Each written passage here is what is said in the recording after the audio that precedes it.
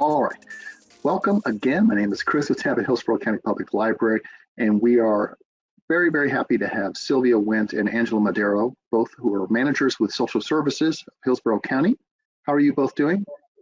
Doing good, thank you. Great. Well, we're very, very, very happy to have you here for this great program.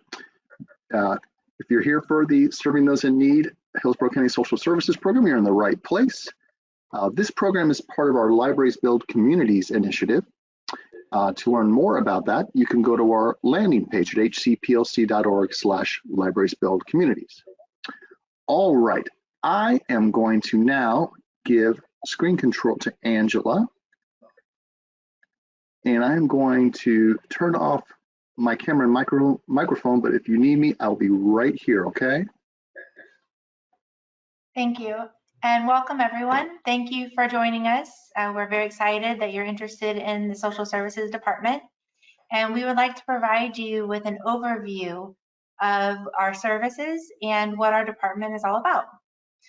So I will start with sharing my screen, and I wanted to share that all of our information regarding our services is on the county website at hillsboroughcounty.org, and the keyword social services. We're a department that assists with crisis financial intervention services for low-income residents.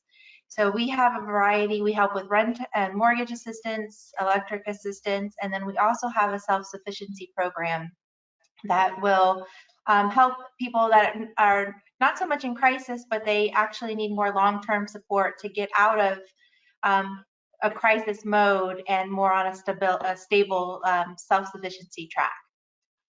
With our electric assistance, we do have 2 grants, a LAHEAP grant and an EHEAP grant. And I'm going to go ahead and turn off my camera as well now so I can have the screen a little bit larger here. Our LAHEAP and EHEAP grants both are for electric assistance. Our EHEAP grant provides electric assistance for residents 60 and older, and LAHEAP is for any age. We do have requirements for income eligibility. For both LAHEAP and EHEAP, for households between 1 or 8, it's 60% state medium income. For households larger than that, we use the federal poverty guidelines. But if you have any questions, you can definitely go to the website and click on the guidelines and see if you qualify, or if you know someone that is in need to see if they qualify. So some of the eligibility requirements are that you must be a U.S. citizen or an alien resident. At least one member in the household must meet this criteria. Be a Hillsborough County resident, again, the income eligibility that I just mentioned, and you must have a TICO obligation. The TICO obligation must be in a household member's name. And then in order to apply for assistance, we have a call center. So you can contact our call center at 813-272-5220. And you're screened through our call center representatives to see if you're eligible to apply. You're provided an appointment, you're provided the details of the service and what information you would need at the time of your appointment. We are currently a hybrid, so we are doing virtual appointments. So you would be contacted over the phone by the call center rep and screened, and your application would be provided over the phone. We do have in-person appointments if it's necessary, and of course, when we move to more of a in-person services, then we have our centers available for the appointments as well. And that is for all of our services, LAHEAP, EHEAP, and then our rent assistance. For the CSBG program, as I mentioned before, that's more of a self-sufficiency track. And we have the same requirements for eligibility, except for that particular grant, it's a 200% of poverty. So the income guidelines for that is a little bit higher than LAHEAP. And all of this information is available, like I said, online at hillsboroughcounty.org. But I did want to shift gears just a little bit and talk about the main program that our department is operating right now. Due to the pandemic, we received funding from the federal government to provide emergency rental assistance. In the past, since last March, we've actually received several pots of funding from the government. The first round of funding was for CARES, and that was able to provide mortgage and rent assistance, and we were able to assist over 6,000 households with that particular funding and obligated over $40 million.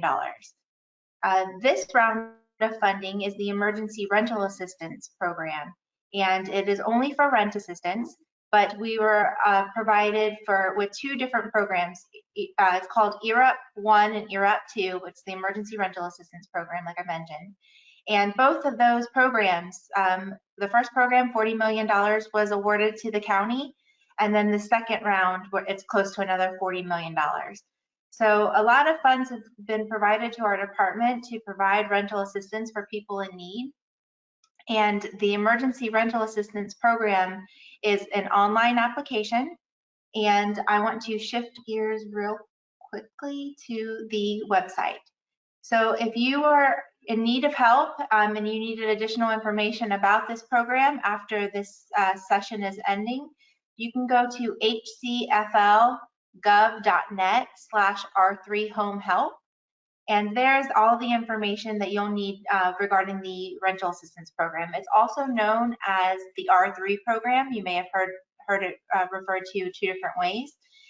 But with this program, we're able to provide up to 12 months rental assistance for people that are in the arrears with their rent. And then we're also able to pay up to 3 months of a perspective. So you don't necessarily need to be past due in order to receive the assistance.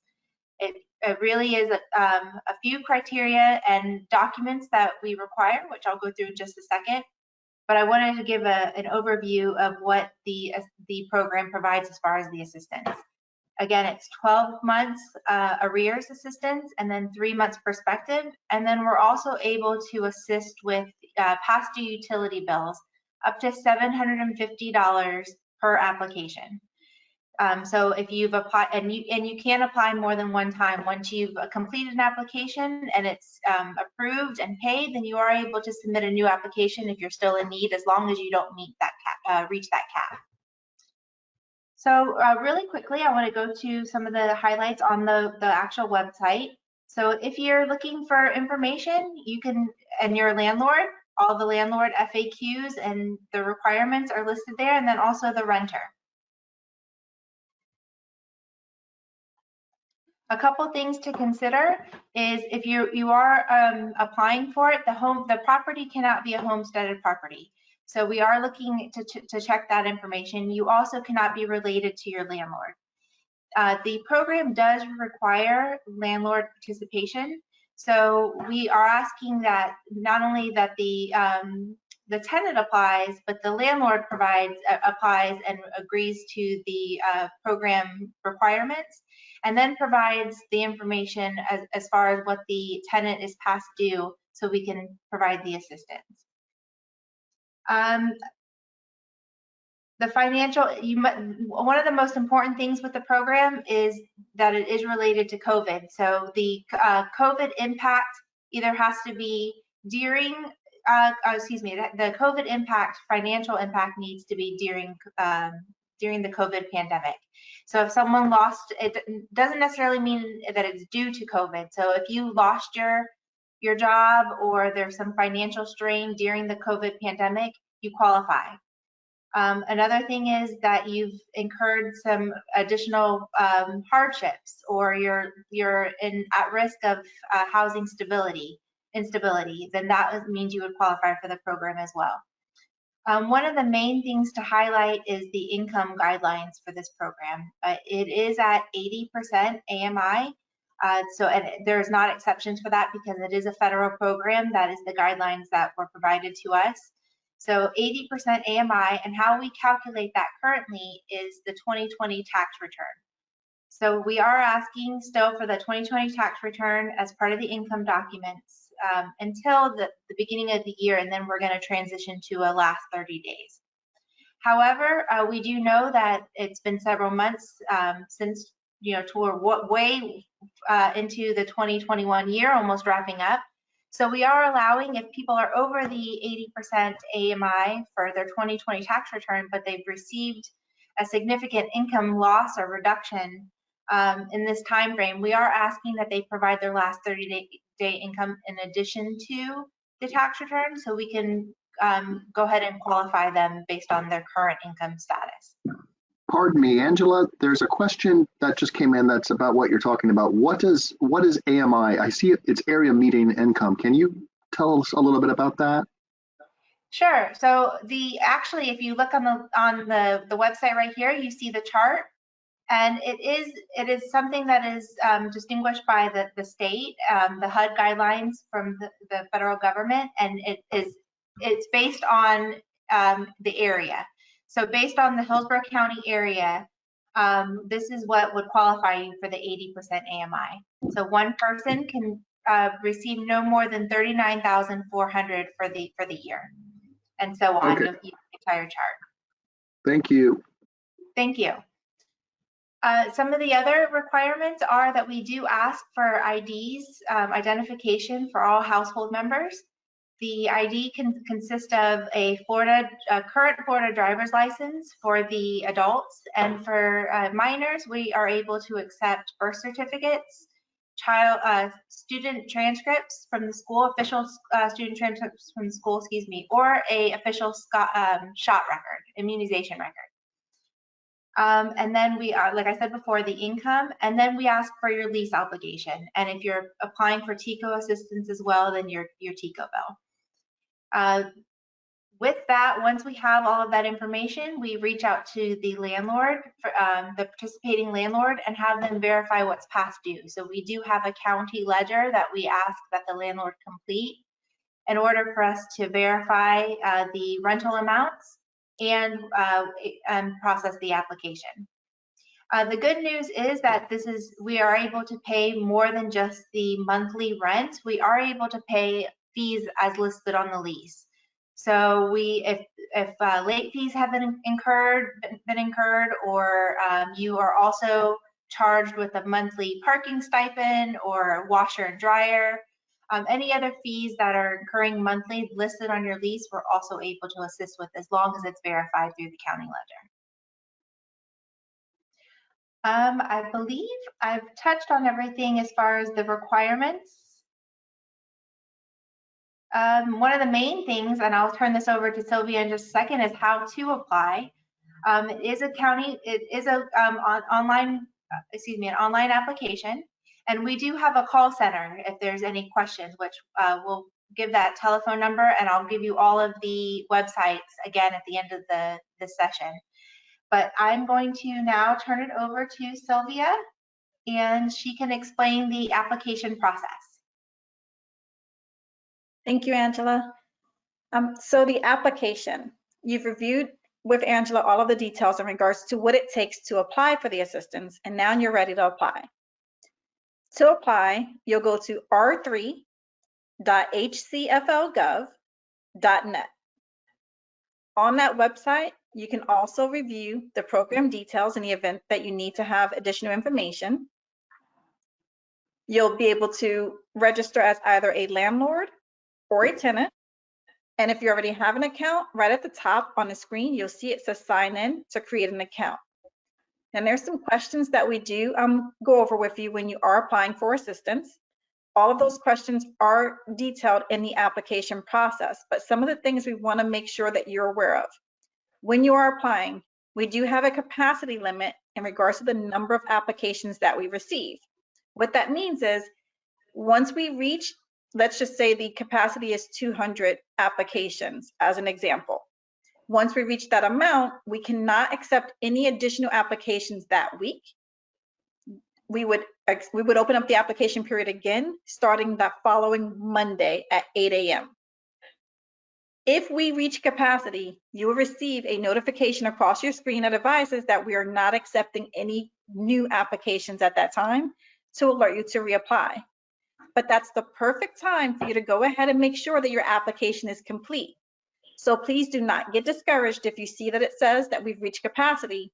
We'll still take applications, but we have to wait until the following Monday. So this is what you can do during that time. When you are applying for assistance, and you go to that website, make sure you have all of the identification, income documentation, and your lease. A lot of times we get copies of identification cards that are a little bit cut off or not blurry. So you want to make sure that are a little bit blurry. You want to make sure that your images are clear and detailed. We have to be able to read those documents, and we actually upload those documents into another system. So sometimes if it's a little bit grainy or the image is not clear, we'll have to ask you for another one.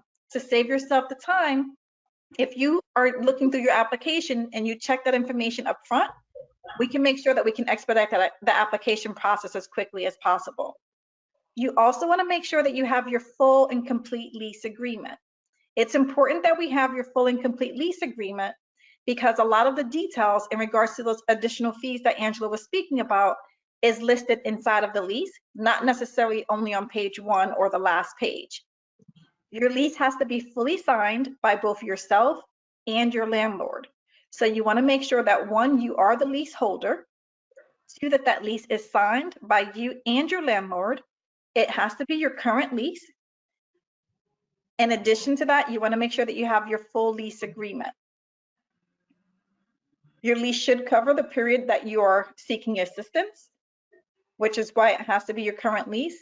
And if by any chance you notice on your lease when you're reviewing it that your address does not appear properly, please make sure that you indicate that with your landlord so that we can make sure that we can get that corrected. We do have to have a lease at your current physical address. Those are just some of the things to assist in making that application process a little bit easier for you. The other thing is that you want to make sure that you review all of the requirements for the program. A lot of times we get asked questions in regards to 18-year-old children, or in your minds children, but we consider them adults inside of your household. If there is an 18-year-old in your home or 19 who was not filed on your tax return, we will need a tax return for that individual. We cannot take a tax return for an individual who does not live in your home. So if they are claimed on a different individual's tax return that is not residing in your home, we'll currently need that individual's tax return until, of course, as Angela mentioned, we switch over to a model where we're only taking the 30 days of income, in which case we'll still need income documentation or something to support that the no income status for that individual. Again, the application website is r3.hcflgov.net. And again, the biggest thing is to make sure that you take your time, go through all the full application, use the time that you have. If we're not taking applications at the moment, to make sure that all of your documents are in place and communicate with your landlord that you have applied so that they can start getting that ledger together.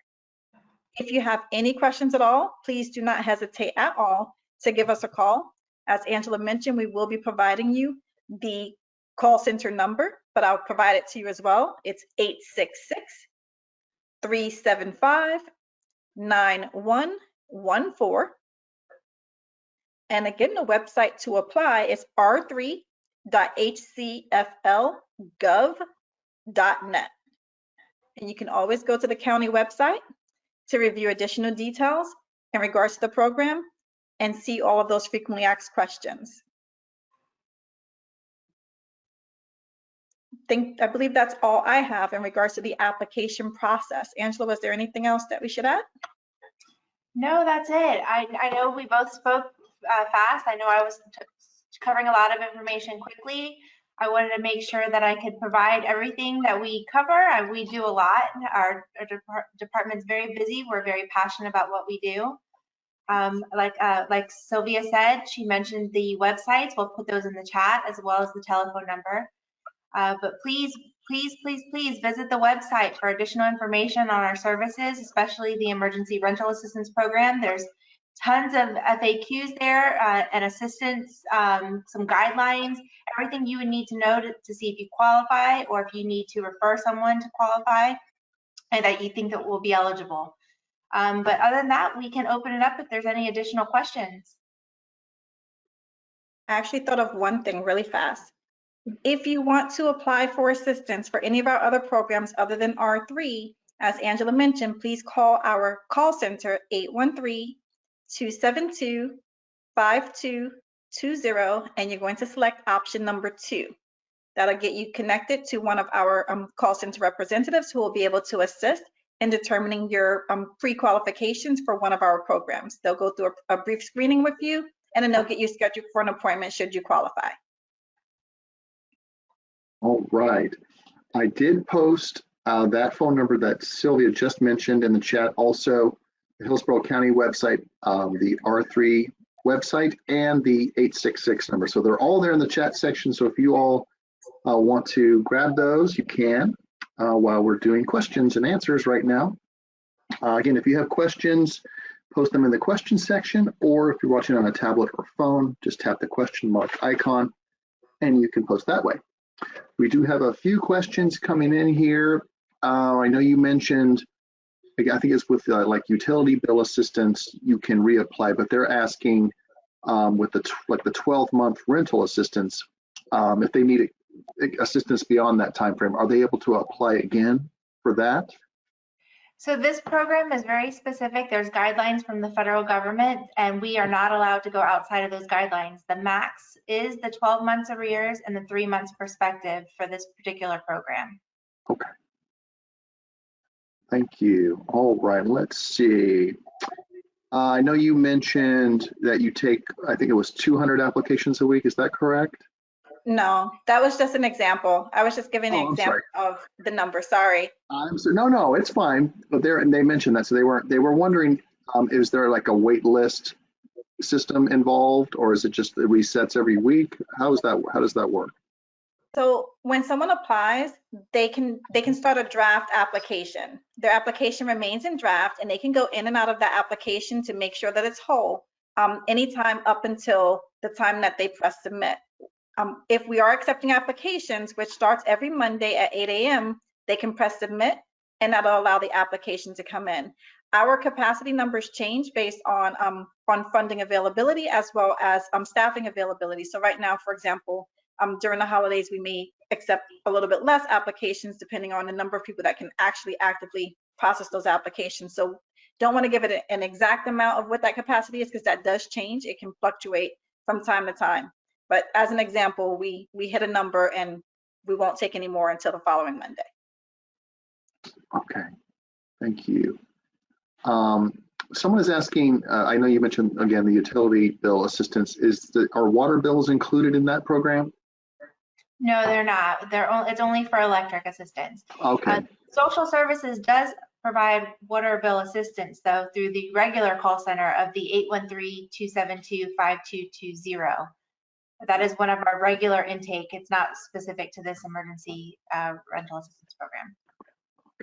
Another thing is important to note in regards to water, which is why if they are applying for R3, it's important that they include all those pages. Again, as Angela mentioned, if there's fees that are included on that lease, as an example, water that's billed by their landlord, we will go ahead and make that payment as a other rental fee on that application in regards to the R3 program, but not specifically just for water. Okay, thank you. Someone's asking about the call center. Are there specific hours that they can call? Is it set on a schedule? Yes, so they can call the call center Monday through Friday from 8 a.m. to 5 p.m. All right. And it looks like we have one more question here. Oh yeah, they're just asking, how does the notification work? Is it email, text? Are there any specific ways that you communicate to notify people? So in regards oh, go ahead, Sylvia.